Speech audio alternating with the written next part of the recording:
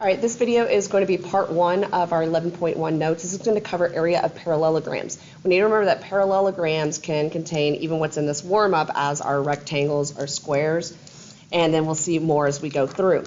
The warm-up is going to be asking us to find the area of the rectangle. And it also wants us to include the units in the answer. So in our final answer, we need to make sure that we have inches.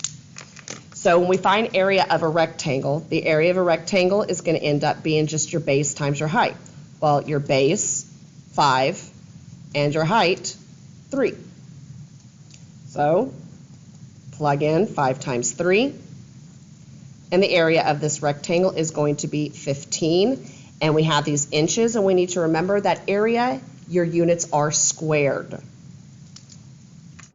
So your area of a parallelogram, it states that any side of a parallelogram can be called a base. The height of the parallelogram is going to be the perpendicular distance. There's that word again. We're struggling, my student, we're struggling with that word. Perpendicular means you're looking for that 90-degree right angle. It's going to be that perpendicular distance right here between the bases that we're talking about here. So here's your base, and then here's your height. And we use the exact same formula we did for the rectangle because a rectangle is a parallelogram. So let's take a look. Obviously, it's not just me multiplying two numbers together, right? We are going to be finding both the perimeter and the area of all of these following shapes. We do have 5 of them. And for all 5 of them, if needed, we're going to round to the nearest tenth. So looking at number 1, we've got our height for our area, but let's take a look at perimeter. This side length is going to end up being 18. And what we have learned with parallelograms is that opposite sides are congruent. So this will be 18 as well. Not all 4 sides are going to be congruent.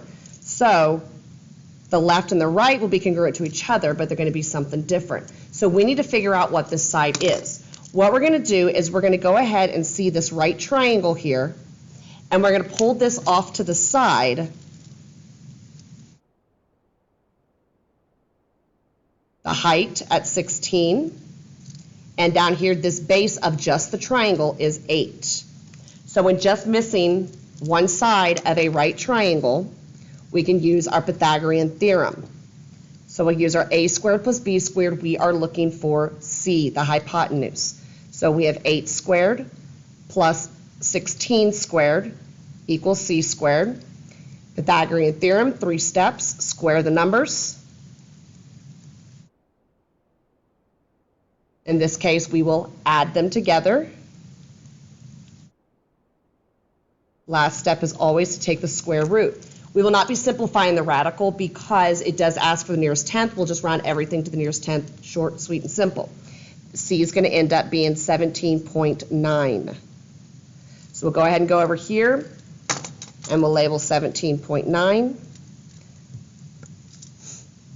So our perimeter, for perimeter, we can just add all sides together, or with a parallelogram, since opposite sides are parallel, we know there are going to be 2 of them. So here we're going to have 2 18s, so we're going to do 2 times 18 plus the 2 other congruent sides, 2 times 17.9. We plug this all into the calculator. Our perimeter comes out rounded to the nearest tenth, 71.8, including, let's go ahead and include our units. Perimeter is one-dimensional, so it's just feet. With our area, as we just discussed, area is just base times height. Our base, here we can use as the 18, and the height, the perpendicular distance between the 2 bases, 16, we just plug it in. Multiply these together. We will be at 288 feet. Area is squared. Please keep remembering this squared thing, because the last lesson we talked about area of similar figures, we're going to need to remember this squared. All right, let's take a look at the next problem on the list. With this information, we're going to see that we do have all four sides congruent. We are going to end up with a rhombus. That means all four sides are 24. Perimeter is going to be pretty simple here to find. Your perimeter, because all four sides are the same, we can just take the side length and multiply it by 4. So 24 times 4 is going to yield 96, and we're inches.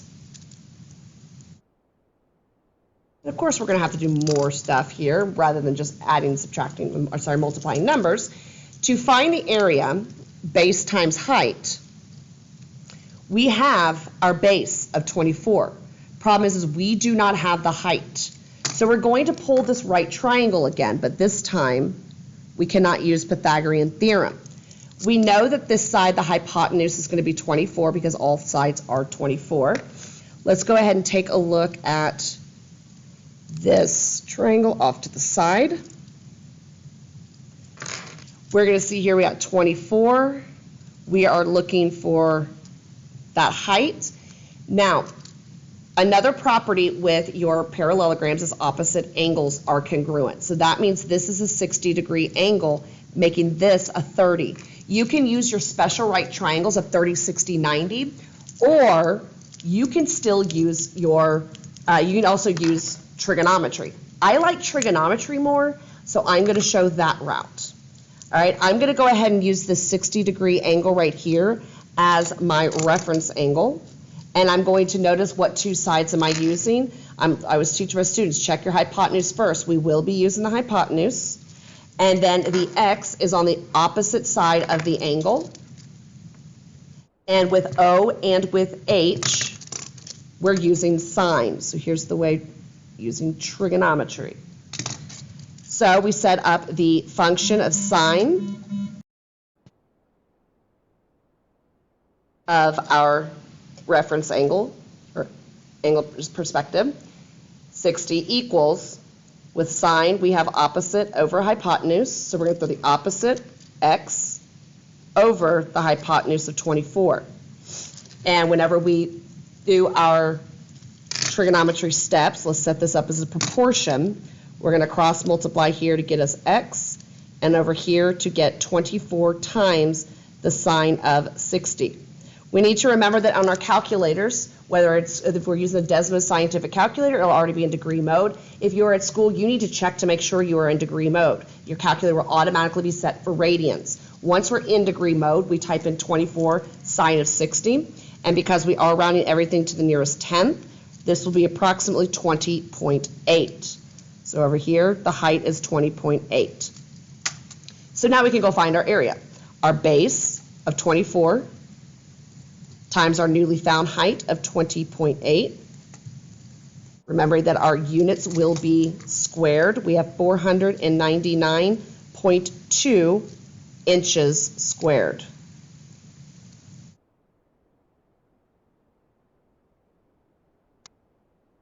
All right, pause it if you need to, please. The next problem, we take a look, we have this 90-degree angle. Parallelogram properties, opposite angles are congruent, meaning this is also 90. And then consecutive angles are supplementary, meaning we have a square because all four sides are congruent as well. So to find the perimeter, all we need to do, 4 times that side length, 1.6, giving our perimeter at 6.4 units centimeters. For area, you can use base times height, knowing the base and the height are exactly the same, or there is another formula for the area of a square. You're going to take the side length and square it. So the side length at 1.6 squared. Make sure we are rounding this to the nearest tenth. We're still rounding that way. We're going to wind up with 2.6 centimeters squared.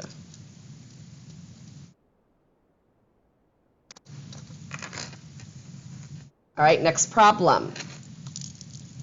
We're going to go ahead and take a look at what we have, what we need, etc. For perimeter, we can go ahead and find perimeter. Well, we'll look at this. We're going to have to find one of the side lengths here, but look, we've got the perimeter. Remember here, this side, this entire side, is the same as its opposite. It's going to be 17. So we know we're going to have 2 times 17. There's one side length, right? Now to find the other side length, we are going to need to go and pull this right triangle to the side. When we pull this right triangle off to the side, we're going to see they gave us the base of that triangle is 9. We also see this 45 degree. This is going to wind up being a 45, 45, 90. With a 45, 45, 90 triangle, the legs are congruent, meaning this side is also 9. You can use the 45, 45, 90 to figure this out, or since we have both legs, we can just go ahead and take it easy and use Pythagorean theorem. So we'll take a squared plus b squared, which are both 9, to figure out what the hypotenuse is, so we can figure out that other side length. Square the two numbers, add them together,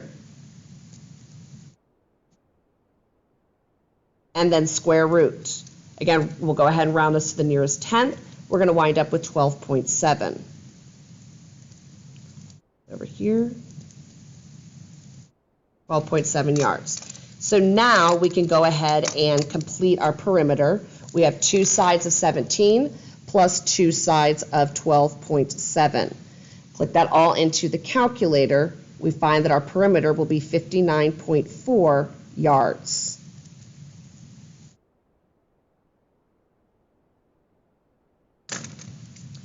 For area, being base times height, our base right here of 17 times that height, which we found to be 9, right, because we had that right with that isosceles triangle. Your area ends at 153 yards squared.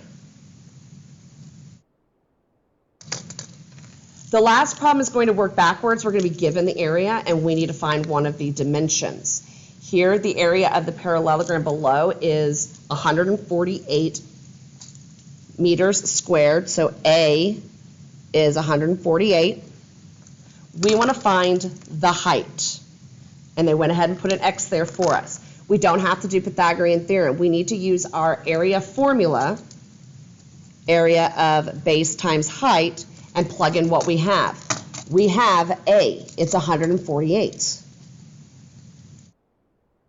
And then we also have the base. It's going to be 8. Let's do parentheses, 8. And that'll be multiplied times our height. So we were able to plug in for A and B. Divide both sides by 8, you've got your base. I'm sorry, you got your height, whichever one we're looking for. So X, or the height, will be approximately 8.5, and we do have meters as our units. All right, that concludes the parallelograms. If you are in one of the Katy High School geometry classes, you need to make sure that you watch the triangle video as well.